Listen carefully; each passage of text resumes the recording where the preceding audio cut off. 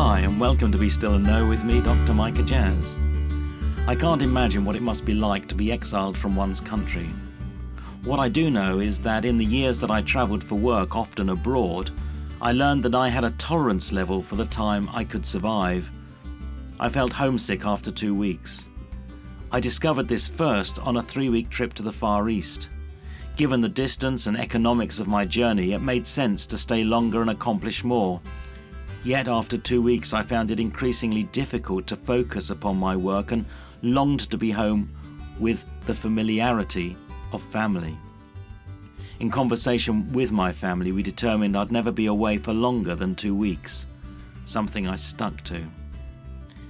In my work, I visited refugee camps and detention centres, and whilst I was humbled by the dignity shown by refugee families, I was disturbed by the degree to which uprootedness had robbed them of all else.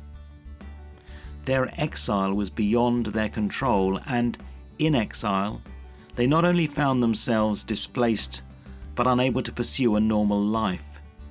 Instead, they were dependent upon the actions of others, truly disempowered. Return offered the only way that they might pick up the threads of their lives. In one sense, as citizens of heaven, we are exiles on the earth. Yet in reality we find a way to fit comfortably within the constraints of this foreign land. Indeed, we seldom consciously yearn for a return to our eternal home. This is natural since, in one sense, mission is our mandate and where we live is our mission field. Mission itself, the ongoing story of the restoration of relationship with God. Yet I can find myself feeling at home in my exile state.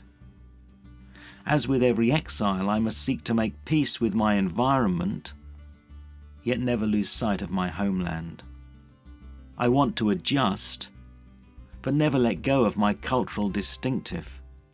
Indeed, these have the capacity to enrich my host culture. I find that there is a battle between absorption and adjustment. Absorption demands that I jettison my cultural distinctives. Adjustment requires me to understand my context, yet confidently live out those distinctives within this alien culture.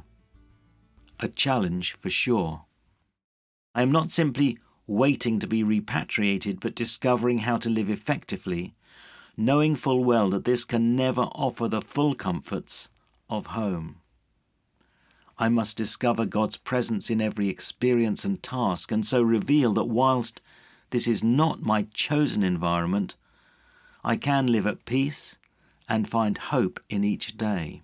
As I realize God's presence in my daily circumstances, hope is restored, for I am in touch with home, albeit from some distance.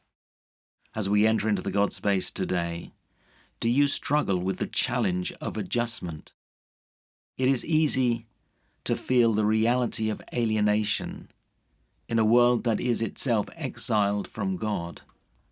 Yet, God is present in this world, and you can find that presence and live by the values of your true homeland.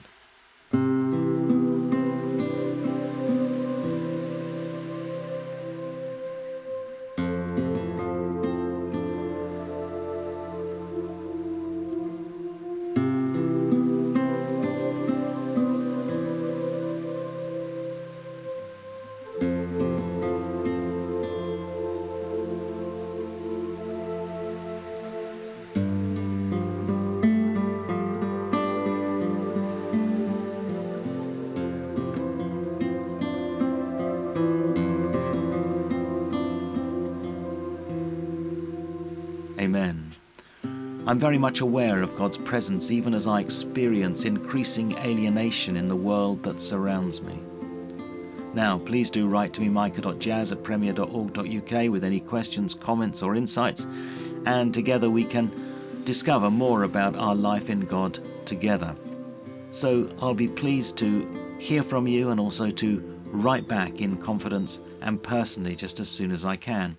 And also do visit premier.org.uk/Voice of Hope, where you can join our growing Voice of Hope family and follow along with these daily meditations at home in print or direct to your favourite mobile device, or now on the app Podbean as a daily podcast. Do please join me this Sunday for Premier Life, as well as for Be Still and Know throughout the week. However, for now, from me, Micah Jazz, it's goodbye and God bless.